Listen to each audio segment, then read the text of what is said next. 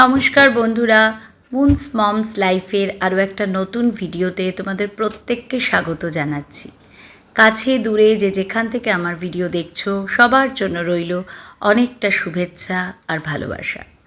12ই December সন্ধ্যের দিকে ভিডিওটা শুরু করে দিয়েছি। তো মেয়েকে ড্রয়িং ম্যাম এসেছে, মেয়ের ড্রয়িং করাবে বলে। তো ভাবলাম যে ম্যামের জন্য যখন চা করব তাহলে আমরাও একবার একটু দেরি করেই চা করি।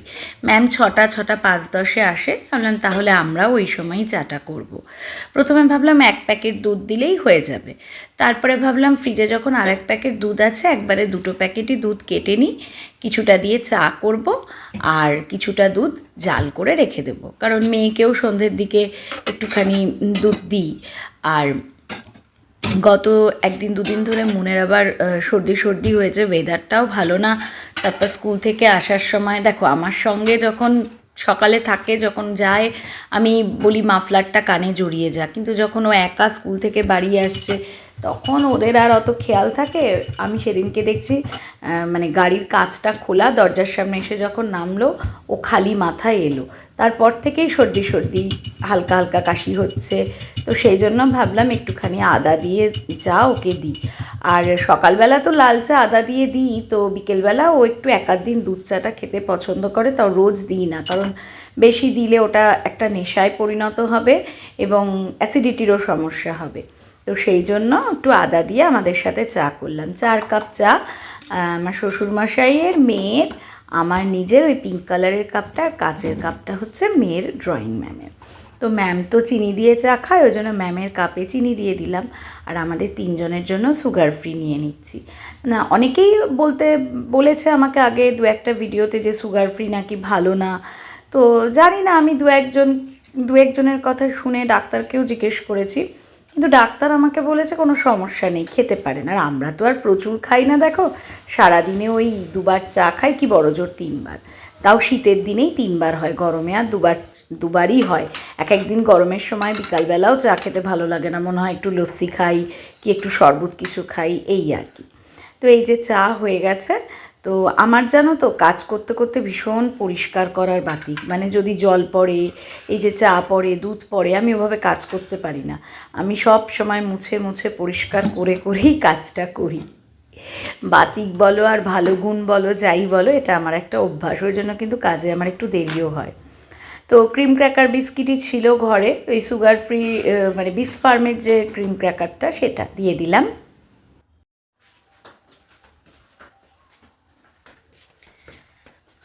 মেয়েকে ম্যাম আঁকাতে এসছে, শ্বশুরমশাইকে চা দিয়ে এলাম, আর দাঁড়া বড় আলুটা জ্বালি। আর হাজব্যান্ড আজকে অফিস গেছে, ও এখন বৃহস্পতিবার করেই যায় বেশিরভাগ, মাঝে অন্য দিন দরকার হলে যায়।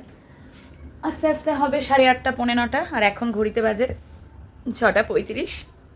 শুভ সন্ধ্যা বন্ধুরা, কেমন আছো তোমরা সবাই? আশা করবো সবাই খুব ভালো আছো, সুস্থ আছো, সাবধানে আছো।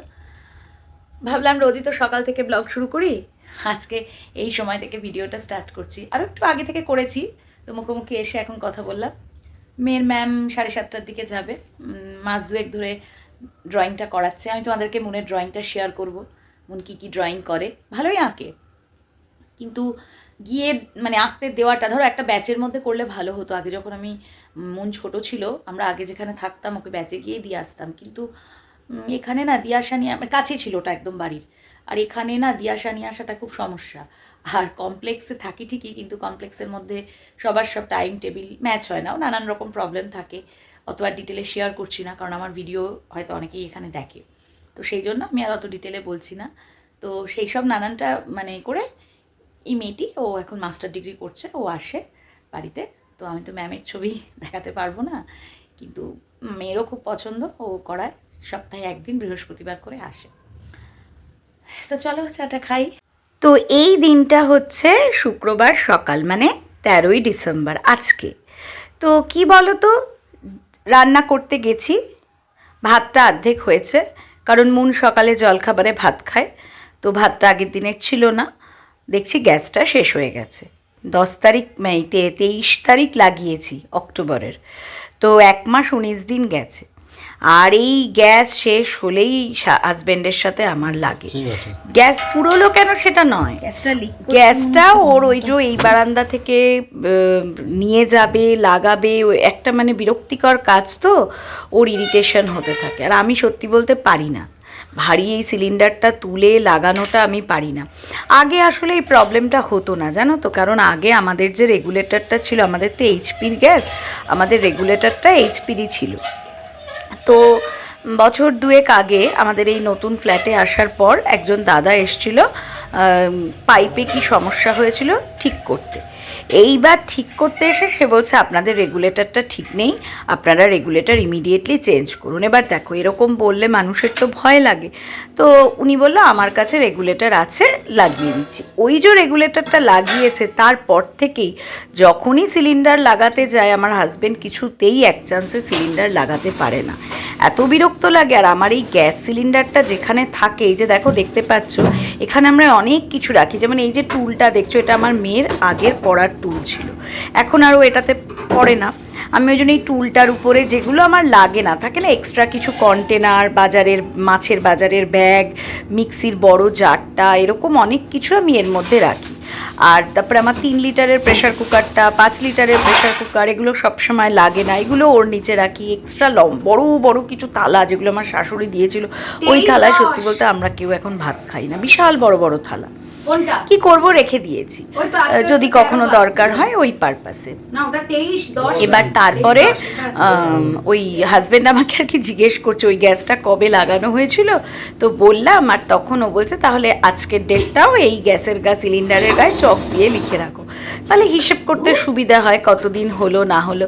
আগে জানো তো আমাদের গ্যাস ওই 1 মাস মেরে কেটে 5 দিন 7 দিন যেত, এখন কখনো কখনো 1 মাস 20 দিন 22 দিনও চলে যায়। ওই যে ভাতটা এইভাবে করি তো, মানে একটা ফুট দিলেই বন্ধ করে দিই।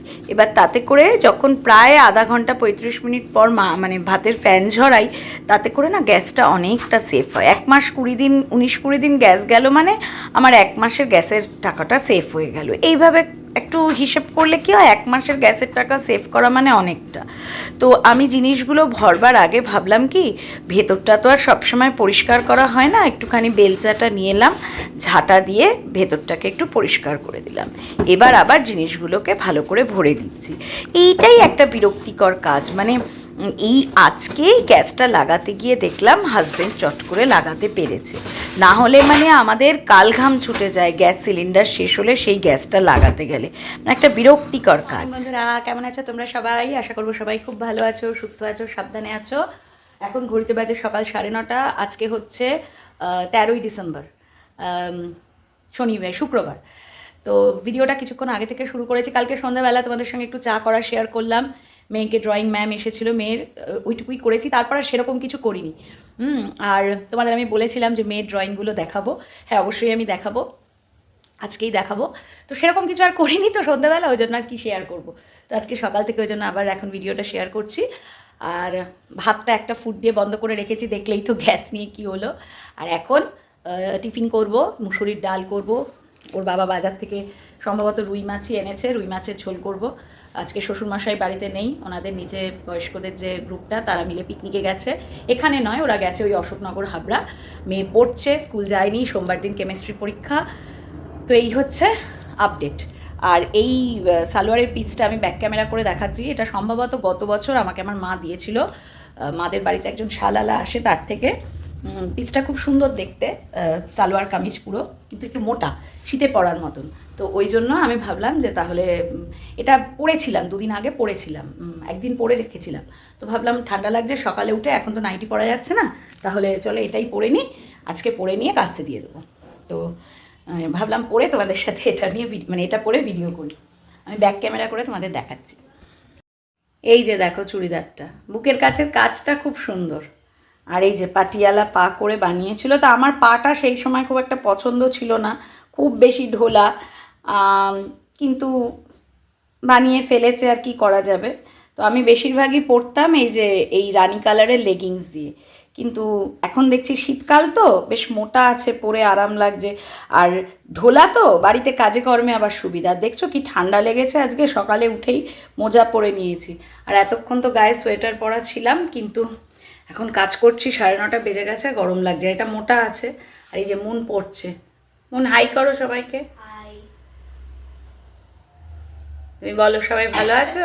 হালকা হালকা কাশিও হয়েছে, একটু আদা দিয়ে লাল চা দিলাম সকালবেলা, একটু আদা দিয়ে লাল চা করে দিলাম, এই আর কি। চলো পড়ে নাও। চলো এবার রান্নাঘরের কাজে যাই। আলুগুলো নিভিয়ে দিলাম। চল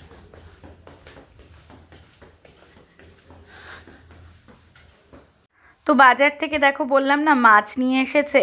আর রান্না করতে করতে তোমার যখন রান্নার ছন্দটা নষ্ট হয়ে যাবে তখন একটু তো দেরি হয়েই যায়। এমনি শীতের বেলার সঙ্গে দৌড়ে পারি না, তো দেরি হয়ে গেলে কি করা যাবে। এখন কিছু করার নেই, গ্যাস তো কোনো না কোনো একদিন ফুরোবেই, এমন তো নয় চলবে। আবার আমার কি হয়েছে বলো তো, ইন্ডাকশান ওভেনটাও না মানে খারাপ হয়ে গেছে। ইন্ডাকশান ওভেনটা থাকলেও না অনেক কাজ হয়ে যায়। আমার ইন্ডাকশান ওভেনের কড়াই আছে, ফ্রাইং প্যান আছে, আর স্টিলের সসপ্যান তো ইজিলি বসে যায়। ইন্ডাকশান ওভেনটা আমি ইউজ করতাম, এবার খারাপ হয়ে গেছে, পরে সারিয়েছি। কত 1400 টাকা দিয়ে সারালাম। 6 মাসও গেল না, বললো হ্যাঁ গ্যারেন্টি, কোনো অসুবিধা নেই। 6 মাসও গেল না, খারাপ হয়ে গেছে আবার। তো আমার হাজব্যান্ড বলছে বারবার সারিয়ে লাভ নেই, এখন 2500-3000 টাকার মধ্যে ইন্ডাকশান ওভেন পাওয়া যায়, তো কিনে নেব। আর এখানে দেখো মেয়েকে তো ভাত খেতে দিয়েছি, আর ভাত হয়ে গেছে গরম গরম। মাছের তেল পটকা ভাজাও না মন খুব ভালো খায়, আমিও খুব ভালো খাই।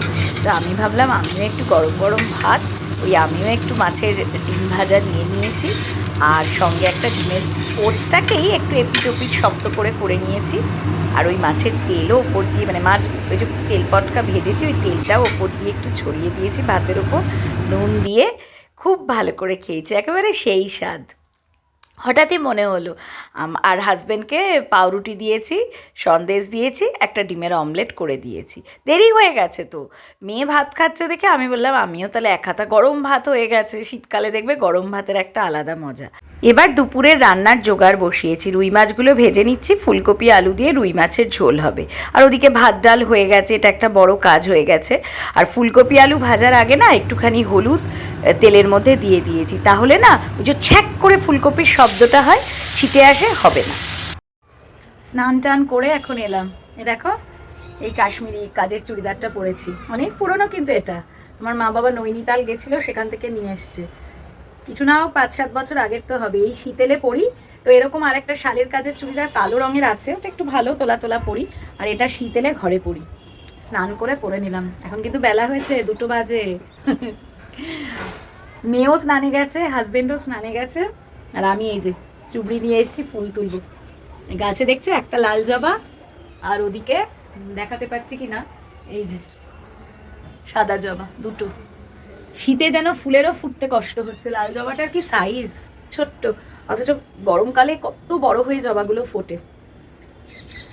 কিছু না, হয়ে গেছিলো কাজ বাজ, রান্না বেশি কিচ্ছু করিনি। মুসুরির ডাল, ভাত, ফুলকপি আলু দিয়ে রুই মাছের ঝোল, এই এখন একটু 3জনের 3টে পাঁপড় ভেজে নেবো। ওই হাজব্যান্ড বললো বেলার দিকে 12টার দিকে একটু চা করো, একটু চা করলাম, খেতে খেতে একটু গল্প করলাম, কাজের মেয়েটা কাজ করছিল ওর সাথে একটু গল্প করলাম। শীতে তো বেলা হয়ে গেছে, তো চলো চান টান করেছি, পুজোটা দিয়ে নিই। তোমাদেরকে দেখিয়েছিলাম না আমি ওই খাদি মেলায় গেছিলাম কয়েকদিন আগে, এরকম একটা বড় পাতন বস্ত্র কিনেছি। দেখো গতকাল তো বৃহস্পতিবার ছিল, ঠাকুরের সব পাতন বস্ত্রগুলো চেঞ্জ করে দিয়েছি। তো এইটা পেতেছি, একবারে লক্ষ্মী ঠাকুর গণেশ ঠাকুরকে বসিয়েছি, সব চেঞ্জ করেছি। গোপাল ঠাকুরের এটা চেঞ্জ করেছি, ওপরেরটাও এই যে চেঞ্জ করেছি, সব চেঞ্জ করে দিয়েছি। আগে ফুলগুলো দিয়ে নিই। গণেশ ঠাকুর শুনেছি লাল ফুল খুব ভালোবাসে, তাই দিলাম। আমার বাল গোপালের জন্য একটা, আর এখানে আমার এই গোপালের জন্য একটা।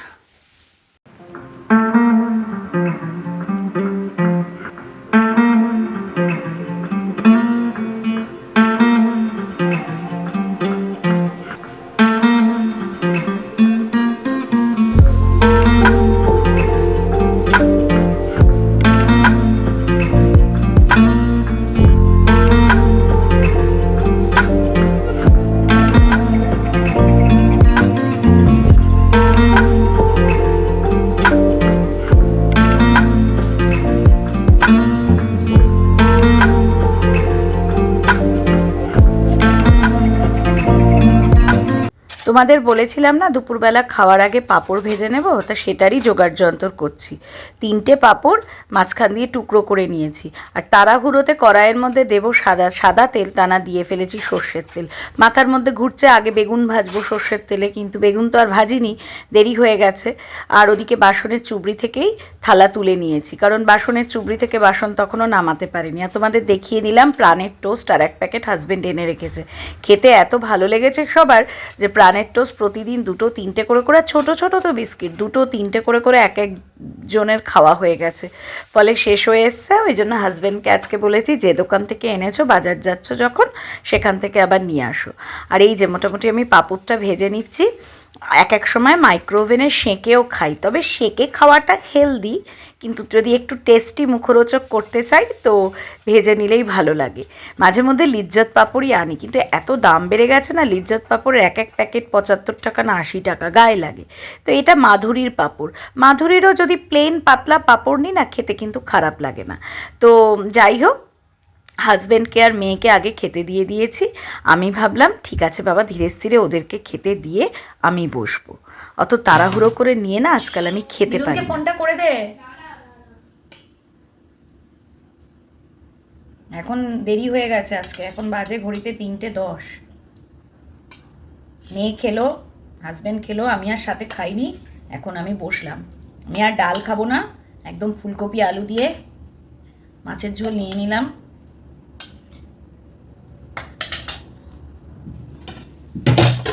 আর সাথে এই যে আজ পাঁপড় ভাজা। ওদের সাথে আর খেতে বসিনি, রান্নাঘরের কিছু কাজ ছিল সেগুলো কমপ্লিট করলাম। ডাল আর খেতে ইচ্ছা করছে না। ভেবেছিলাম 1 পিস বেগুন ভাজা করব, হাজব্যান্ডকে ভেজে দেবো, দেরি হয়ে গেছে আর করিনি। পাঁপড় ভাজা, ডাল, মাছের ঝোল। আজ আবার বিকেলবেলা 4টের সময় আরবান কোম্পানি থেকে কিচেন ক্লিন করতে আসবে। দিদুনকে কর ফোনটা, না কোনো অসুবিধা নেই, তুই কর।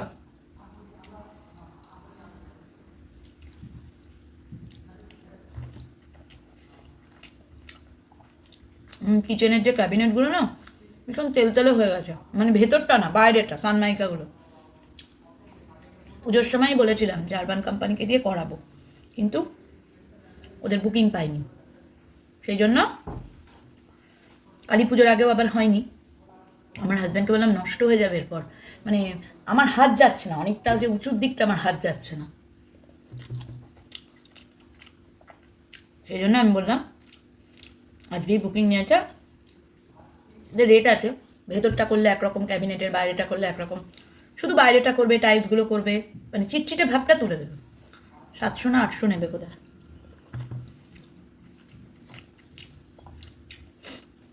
আবার কাউন্টার টপটা পরিষ্কার করতে হবে, মানে যা যা আছে কাউন্টার টপে সব সরিয়ে আনতে হবে, সোফার ওপর বা টি টেবিলের ওপর।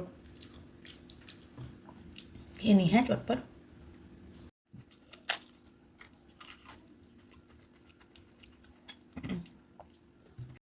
তোমাদের বলেছিলাম মনের কিছু ড্রয়িং শেয়ার করব।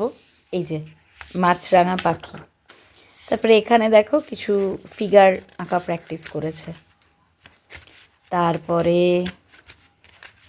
দাঁড়াও, এখানে হচ্ছে দেখো একটা ওই বাউল মেঠো রাস্তায় একতারা হাতে হেঁটে যাচ্ছে।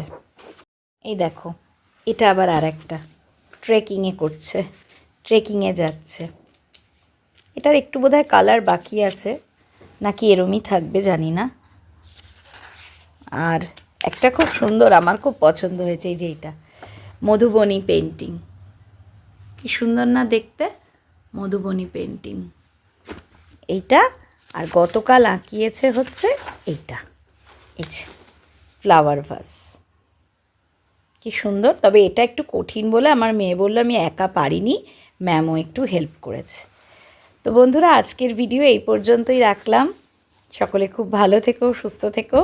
খুব তাড়াতাড়ি নতুন একটা ভিডিওতে দেখা হচ্ছে। টাটা।